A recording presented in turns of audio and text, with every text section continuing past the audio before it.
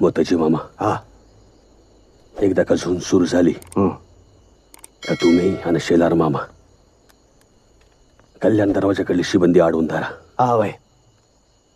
आणि सुभेदार तुम्ही त्यो मोंगलांचा उदय भान लई कडू आहे बेद.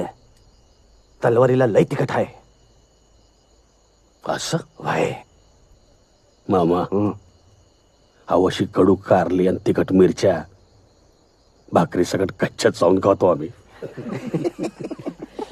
बघूया तरी याला चव आहे का नुसतं नावाचाच राजपूत आहे.